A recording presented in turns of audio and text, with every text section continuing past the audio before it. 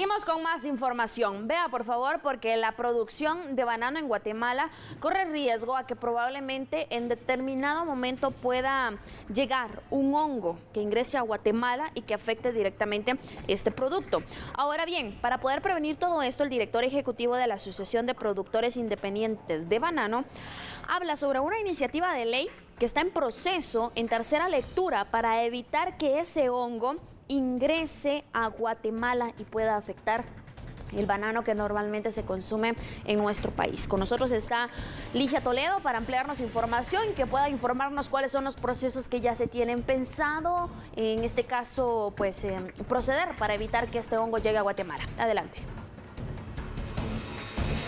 Gracias, compañeros en el estudio. Precisamente este tema es sumamente importante porque el banano y el plátano representan un gran aporte a la economía del país. Sin embargo, hay un hongo, si se le puede llamar así, que está afectando. Obviamente en Guatemala no está, sin embargo ya se estimó que está en Colombia y podría llegar a afectar, y con el fin de prevenir ya la Asociación de Productores Independientes de Banano están trabajando, pero antes de ello nos acompaña Julio Mérida para que nos explique un poco más sobre cómo podría afectar ya en cuanto a las plantaciones este hongo. Muchísimas gracias y muy buenos días. Gracias por el espacio para compartir esto con su audiencia. Definitivamente, como usted lo decía al inicio, es importantísimo reconocer que el plátano y el banano son piedras angulares de la economía nacional y de la economía familiar en Guatemala. En consecuencia, una amenaza como la del Fusarium raza 4 tropical hay que atenderla con muchísima seriedad. Este hongo es definitivamente una de las enfermedades de la agricultura más importantes de la historia y tiene aproximadamente 40 años de haberse descubierto. Produce una marchitez en la planta, sea de plátano o de banano, y debilita la planta al extremo que deja de producir fruto. A partir de ello se aloja en el suelo donde estuviese esa planta y hace del mismo un terreno inhóspito o infértil para continuar creciendo banano o plátano, por lo menos por 40 años. Desconocemos si pudiese ser más. Lo que sí sabemos es que el impacto de algo como esto en un país donde el banano fue el producto número 1 de agroexportación para 2018 y 2019 y el plátano está siendo también importantísimo, no solo en exportaciones, sino también en la dieta de los guatemaltecos, pues podría ser devastador. En este caso hablábamos fuera de cámara que son cerca de 280,000 guatemaltecos que dependen directa o indirectamente de la producción del banano, que podría llegar a más de 1 millón de personas. ¿No afectaría en el consumo de las personas? Es correcto. En primer lugar, matizo la cifra. Esos 280,000 empleos directos e indirectos son para plátano y banano en conjunto y, como bien dice usted, conservadoramente, con 4 integrantes por familia, más de 1.100.000 guatemaltecos que dependemos de estos cultivos. En ese orden de ideas, es importante destacar que no es peligroso para el consumo humano, pues la planta, una vez afectada por el hongo, se debilita y se marchita al extremo de no producir fruto. Entonces no representa una amenaza en ese sentido. Sí representa una amenaza a todos esos empleos, sí representa una amenaza a lo que decíamos antes de la importancia de estos cultivos en la generación de divisas, en la dinámica de las economías locales, así como nacionales. Esto impacta toda una cadena de valor, logística, navieras, productores de cartón para las cajas en las que van los frutos, etcétera. Entonces tiene alcances realmente muy, muy grandes. Para finalizar, ¿cuál es la propuesta que ustedes tienen con el fin de prevenir que este hongo ingrese a nuestro país?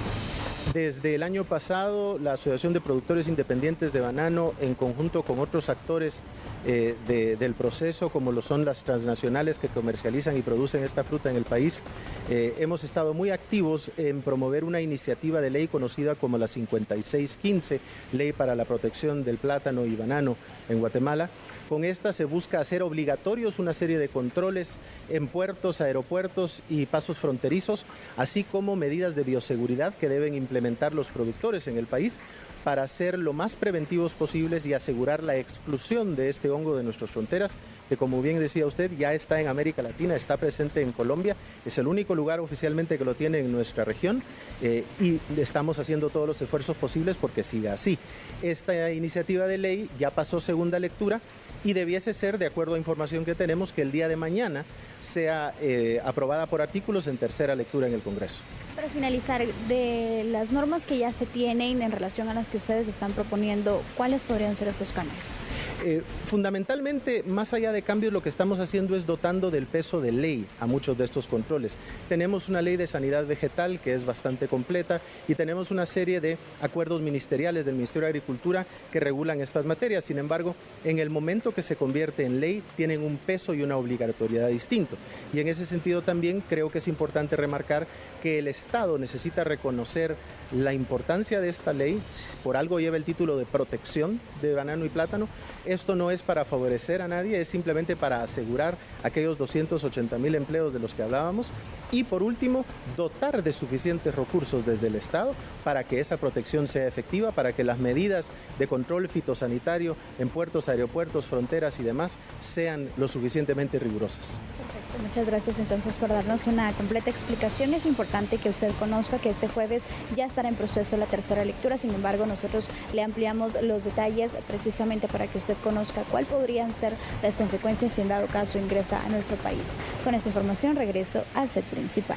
Excelente, muchas gracias entonces por la información. Allí se están gestionando los diferentes procedimientos y verificando también qué se puede hacer para evitar que este hongo llegue a Guatemala y que pueda afectar directamente el cultivo del banano. Marcamos una pausa y enseguida volvemos.